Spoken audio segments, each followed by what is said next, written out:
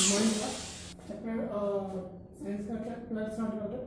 ठीक है, लास्ट दो फैक्टर थे इसमें हम लोगों ने डिस्कस किया था करंट के बारे में, पोटेंशियल डिफरेंस के बारे में, उसके बाद ओम्स लॉ डिस्कस किया था। ओम्स लॉ में मैंने आपको एक चीज सिखाई थी, ओम्स लॉ का फॉर्मूला मैंने बताया जो V होता है कि वोल्टेज या पोटेंशियल डिफरेंस होता है वो हमेशा किसके बराबर होता है, V equal to I R के बराबर होता है। I यहाँ पे क्या है, करंट है, R क्या है यहाँ पर, रेजिस्टेंस है, resistance and this is the current. हम लोग एक नया टर्म आया है रेजिस्टेंस, रेजिस्टेंस को हम पढ़ना स्टार्ट करेंगे।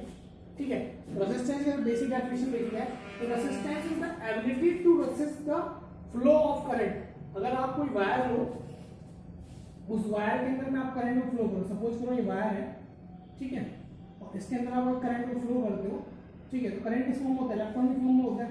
इस वायर में भी क्या होता है, इलेक्ट्रॉन होते हैं, तो ये इलेक्ट्रॉन क्या करेंगे, इसको रिपल करेंगे, यानी इस करंट को एंटर होने से रोकेंगे। तो ability to resist the flow of current, resist का मतलब किसी चीज को रोकना, तो वो एबिलिटी जिसके थ्रू आप किसी करंट को या किसी भी चीज को किसी बॉडी के अंदर एंटर करने से रोकते हैं, उसको हम लोग क्या बोलते हैं, रेजिस्टेंस बोलते हैं। अब रेजिस्टेंस किसके ऊपर डिपेंड करता है, इलेक्ट्रिसिटी के अंदर में, उसको मैंने पढ़ना करेंगे। तो factor on which the resistance depends. ठीक है स्टूडेंट्स, अब इनको बेसिक कॉन्सेप्ट है, उसको बहुत ध्यान से वीडियो के साथ में समझना स्टार्ट करेंगे। मैंने पहला फैक्टर लिया है, R इज डायरेक्टली प्रोपोर्शनल। क्या होता है, directly proportional to L। L क्या होता है ना, लेंथ।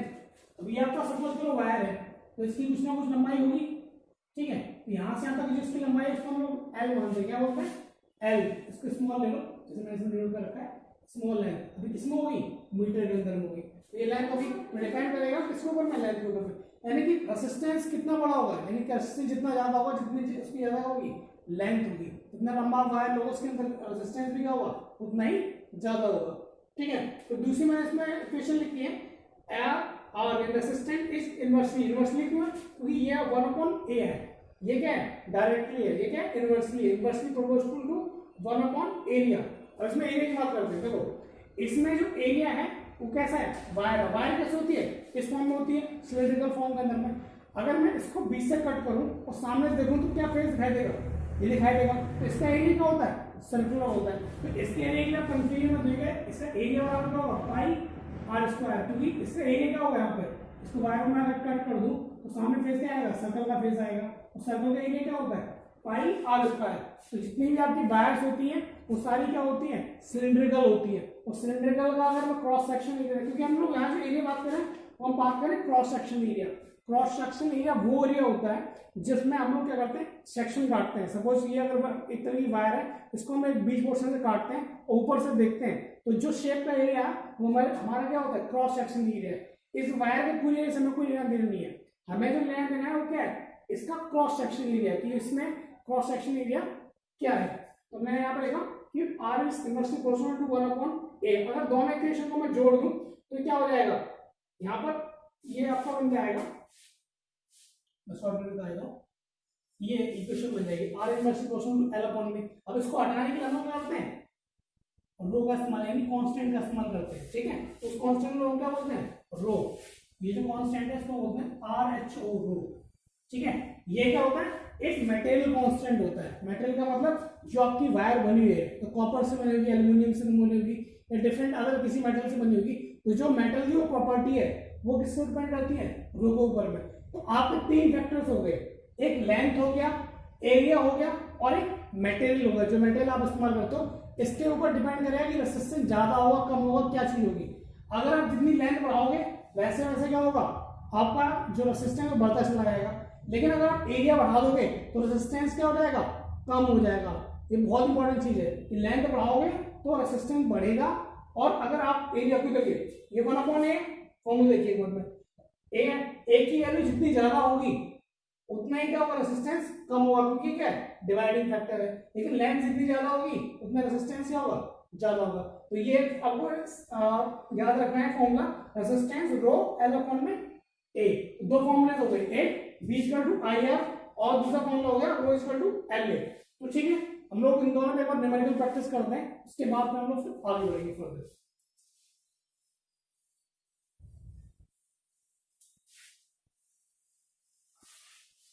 सपोज करिए न्यूमेरिकल में लेता हूं, क्वेश्चन नंबर 1 मैं बोलता हूं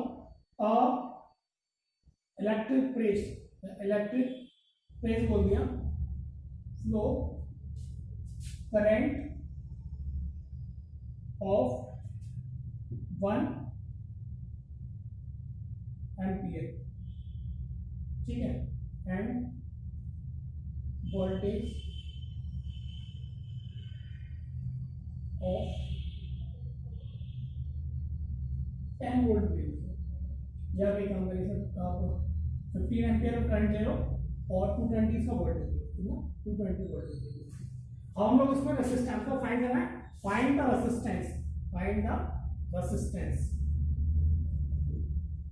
चलिए हमारे पास फॉर्मूला क्या होता है, according to Ohm's law, Ohm's law के अकॉर्डिंग हमारे फॉर्मूला होता है V equal to I R, हमें निकालना है क्या R बराबर क्या हो जाएगा V अपॉन में I, V कितना है 220, ठीक है, हम 15 ऐड करेंगे तो 15 के बाद 10 पड़ेगा 15 आ जाएगा, 70 बचेगा तो 4 10 जाएगा 60.6, तो 14.6 ओम आएगा।